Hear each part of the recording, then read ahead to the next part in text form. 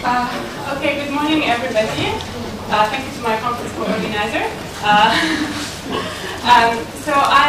Although this is going to sound like it's very different, a lot of it actually resembles the case we just seen. If you think a bit about the process of making property, actually, as opposed to dealing with it as something which exists in the outside. But the setting is quite different. So I'm moving you to the southern suburbs of Beirut. This is an image of greater Beirut, and what you see highlighted in gray below is the neighborhood of Har Tahrir. This used and remains to be the headquarters of the resistance, the Islamic resistance in Lebanon, Hezbollah. And in 2006, the day after the 33 days of Ramadan, and particularly on this neighborhood, the second morning, Sayyid Hassan Nasrallah, the Secretary General of Hezbollah, pledged to rebuild Beirut's devastated southern suburbs, and I quote, more beautiful than it was, أجمل مما كانت. So in this neighborhood specifically, we had over 200 multi-story apartment buildings that were destroyed, and at least 100,000 dwellers who were forcefully displaced and unable. Unprecedented move at this scale, Hezbollah took charge of the reconstruction of the neighborhood. They appointed a commission of architects to develop and design guidelines to rebuild the neighborhood through a private company, which was called, or actually agency, which was called WAI, i.e. the pledge, in reference to the pledge of Sayyid Hassan Nasrallah to rebuild the neighborhood more beautiful than it was. 6 years later, the neighborhood has been rebuilt. People have returned. These pictures are a bit outdated. We're having a hard time taking pictures now. But Hezbollah's intervention in the southern suburbs of Beirut has been widely celebrated. So progressive writers in Lebanon and abroad have celebrated this reconstruction as a new start, as an opposition to neoliberal planning, because for the first time in the history of Lebanon and against many kinds of urban transformations that we're seeing in the region, the reconstruction returned the dwellers of their neighborhoods to their home. So there was no forceful displacement. There was something which was highly concerned with the social. And yet, what I want to argue today is that if one looks critically at the way this post-war reconstruction project was implemented, it represents a new geometry or an alternative to the mainstream configuration of neoliberal urbanism rather than a departure from its precepts. My argument is premised on a critical analysis of the language of property that was adopted by the project, which I believe coincides closely with the conception of property advocated by agents of neoliberal planning. It enshrines private individual ownership as clear, sacred, and desirable, and works to strengthen its model in the city. I'll further argue that the neoliberal planning regime in which Hezbollah's urban intervention occurs is not accidental. It's rather necessary for the party to consolidate its territory in the city and fix the space of this neighborhood according to its own political calculations. And so this argument and this research built on at least 6 years of work in which I was involved, trying to influence the reconstruction areas and since I have very little time, I'll go back to 2006, and this is again a picture taken by Mona Harib, and this is what the neighborhood looked like the day after the war. The neighborhood was literally devastated, and so as you can see, buildings were gone, and these pictures circulated all over the world, but sometimes it's better to show them. So this is Sayyid Hassan Nasrallah, poster size of a building, pledging that it would be more beautiful than it was a few days after the end of the war. What has often been represented like a deliberation or a community meeting, Sayyid Hassan Nasrallah met with the 5,000 property owners who had lost their houses in the neighborhood and discussed with them how the reconstruction would be. From there on, the party took charge of the reconstruction. So people gave the party full delegations of their right to build, and with the help of compensations from the national government that were negotiated by Hezbollah, while the agency that was set up by Hezbollah rebuilt the neighborhood. From the outset, though, the beneficiaries of the project were defined as the property owners who have lost assets during the Israeli attack. As a result, it's only the property owners who were invited to the community meeting. And the reconstruction consisted or was represented as the reproduction of the same volumes, the same areas, the same built-up that was lost during the war. We see an emphasis again on this same idea of the private in the way in which more beautiful is defined in the speeches of the Secretary General. So he refers frequently to abniya haditha, modern building, better building services, so people will have new elevators, electricity in private generation for electricity, private car parking. Despite the fact that when we interview dwellers, the main complaints they have about the neighborhood is traffic congestion, it's the absence of public space, it's actually the shared facilities. The same notion of the private pervades the justification for why the party should rebuild the neighborhood exactly as it was, despite the fact that it badly needed improvement. There's continuous reference among the architects to the memory of place. But again, when we look at how the memory of place defined, it's consistently defined in terms of private relation. This person owned the store above below his apartment. These two people were neighbors. People remembered inside their apartment. There's rarely any reference to the shared spaces. But what is place and whose memory of place is taken into consideration in this reconstruction? Can one reduce the families dwelling in a neighborhood to the strict area that it had owned? Or does it extend to their experiences of the street, passages, services, and other elements of the neighborhood?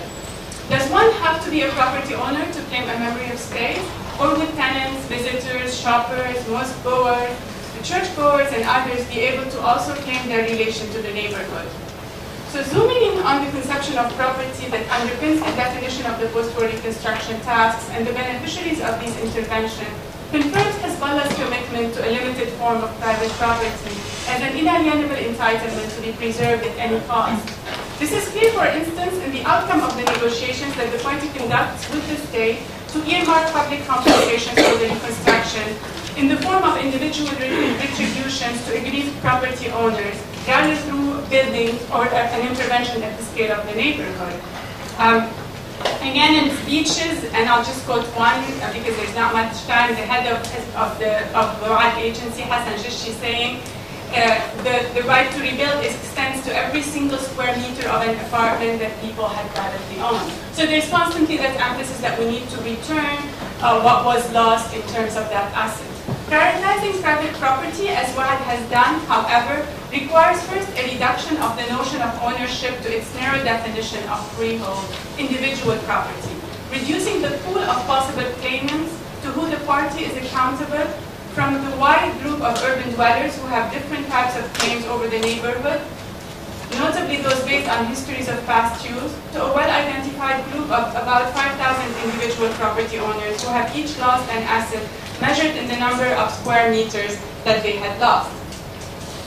To begin with, it is questionable that these owners can even represent alone the private functions of their assets. Indeed, and as argued by Nicholas Blomley, histories of past use socialize private property and render them communal. So a shopping center, a movie house, a cafe in a neighborhood is not just private property. It's a place where people have put their own investments in it.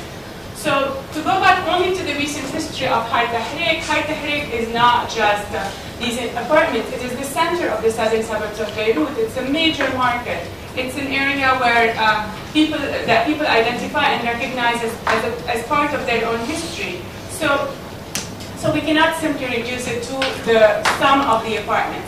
But if we don't want to sustain such a progressive conception of property, it should still be pointed out that these private property owners are themselves produced with the project rather than actually predating Wahad. Singer argues that while ownership rights are often depicted as created at one moment in time in a comprehensive intervention, it is possible in reality to trace their inception to different forms and moments. Again, property depends on continuous acts of doing and becoming that will maintain it as property. Although I have not had access to the actual breakdown of the property owners, what we know is that one of the main things that Wahad struggled with when it approached the project was actually that people owned in way too many ways. And so these are apartments that were 20, 30 years old, so every apartment had people, sometimes it was one owner, but frequently it was siblings who had inherited the apartment, it was a wife, it was someone allowing someone informally to stay in the apartment. So all these different kinds of ownership arrangements, which allowed some flexibility to dwellers, were actually very difficult to deal with for the agency that needed to rebuild 20 square meters, 80 square meters, 120 square meters. And so they had to recreate this.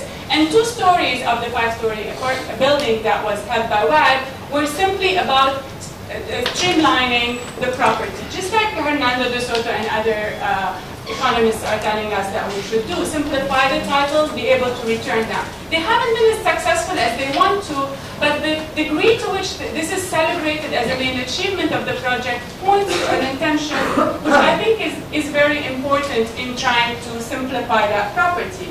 Now there's a third level also which I think is important to deal with. Hezbollah looks at this plan, the Hezbollah planners I should say, look at this plan and they basically see it as something that existed in 2006 that they're reproducing, as if 2006 is the beginning of history. But if we look at what produces this plan historically, we realize that this is a neighborhood that was produced during the years of civil war. It was produced with a lot of encroachment on the public, people building more apartments than they were allowed legally, larger areas. And so, although these apartments were sometimes legalized, the law clearly never allowed them to be rebuilt as they were, in the sense that these are encroachments on the public. So by dealing with 2006 as a moment of, as if this was something that existed, that's inalienable, that we have to reproduce, we're also erasing an entire history of the making of this property, which in fact is an encroachment on the public. So that's why what I'm arguing here is that Hezbollah is basically giving into the property back in at least 3 levels, and these are the levels I just went over. So at first,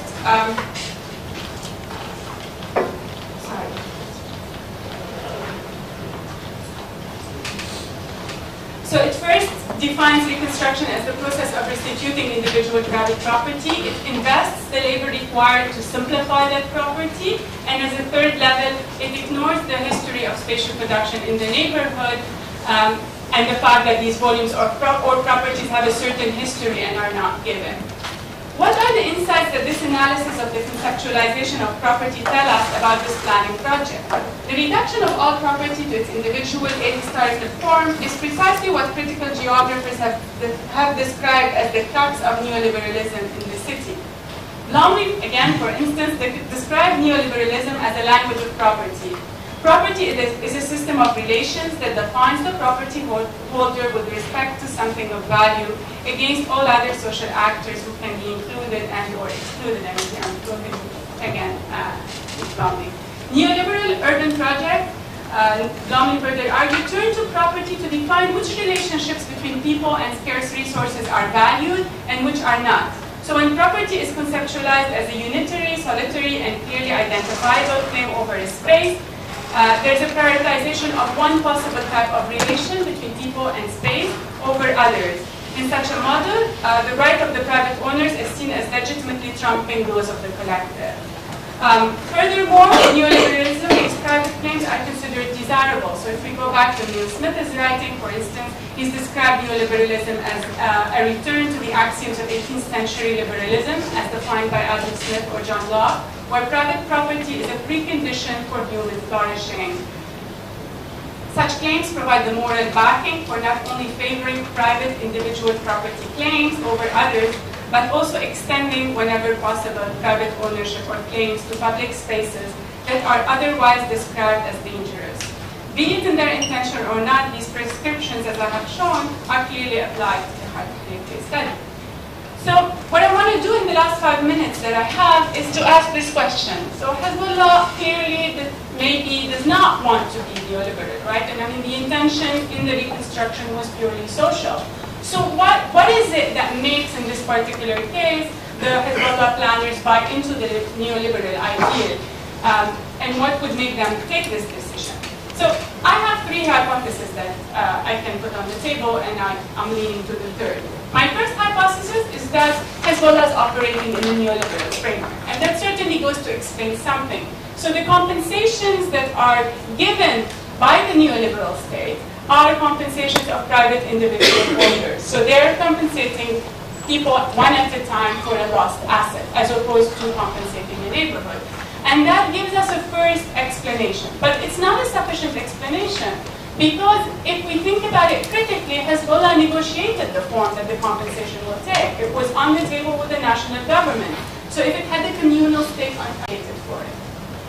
The second hypothesis is one which borrows from Foucault, and which thinks of the fact that when you want to build so many apartments at the same time and you rush for time as the party was, you have to simplify, you have to standardize, you have to categorize, and in that way, the easiest way is to find volumes, to find spaces, and rebuild them one at a time.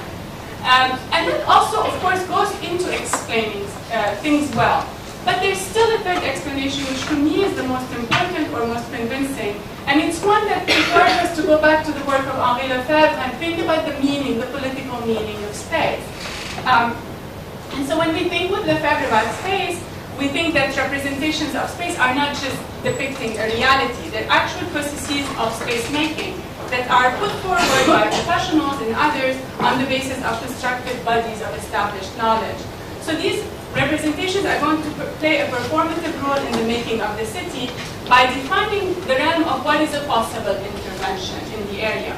So by choosing to represent Har Tahrir as a cadastral map, or as the aggregate of a sum of apartment buildings, the project makers are not only dismissing the multiplicity of possible property claims to the neighborhood, they are also reducing its complex social histories to sheer morphology, devoid of its history and struggles. And Lefebvre's analysis of space would tell us, however, that these volumes were not merely physical containers extruded from cadastral space. So if we think again about the history of Har Tahrir, we know that Har Tahrir in its history used to be a Christian neighborhood, that in the early years of the Lebanese Civil War, many of the Christian families left, and many of the Shiite families that were displaced from other areas of the city actually came to Har Tahrir, where they, for the first time in the history of the Lebanese capital city, actively acted as developers building apartments.